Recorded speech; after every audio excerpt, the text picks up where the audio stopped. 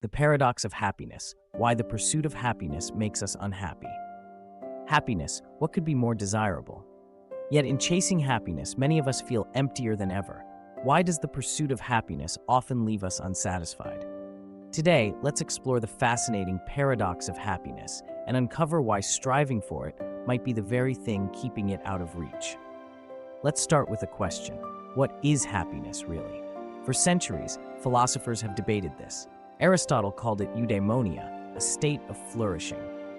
He believed true happiness isn't about fleeting pleasures, but about living a virtuous life, fulfilling your potential as a human being. Epicurus, on the other hand, saw happiness as the absence of pain. But he warned us, too much pleasure can lead to suffering. Balance is key. And then, there are the Stoics. To them, happiness isn't about what happens to us, it's about how we respond. Marcus Aurelius once said, "You have power over your mind, not outside events.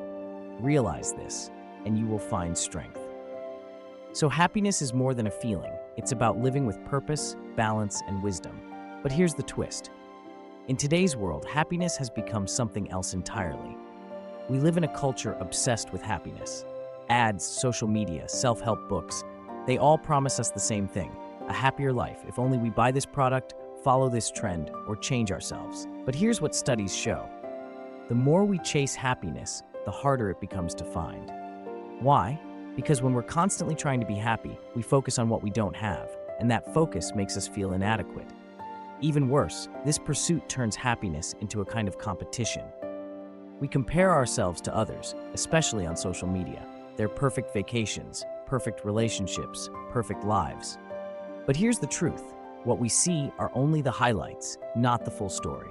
So instead of bringing us closer to happiness, this endless pursuit pulls us further away. Let's pause for a moment.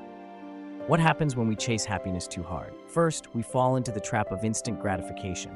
We look for quick fixes, shopping, binge-watching, scrolling endlessly. But these fleeting pleasures rarely bring lasting joy. Second, we ignore our negative emotions. We're told to stay positive and think happy thoughts. But that's not how life works. Sadness, frustration, and even pain are part of being human. Ignoring them only makes things worse. Finally, we lose sight of what really matters. In chasing happiness, we forget to appreciate the simple, meaningful moments in our lives. So what can we do? How can we find happiness without getting trapped in this paradox? First, let's redefine happiness. Instead of thinking of it as a permanent state, see it as a series of moments, small joys scattered throughout life. Second, embrace your negative emotions. Yes, even sadness and fear.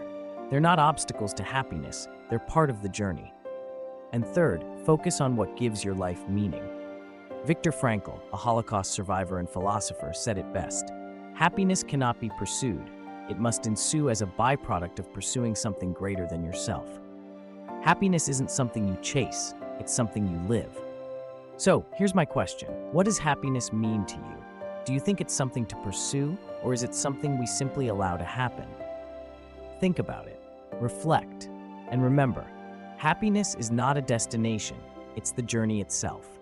If you're not subscribing to the Usafi channel, you're probably never going to see us again.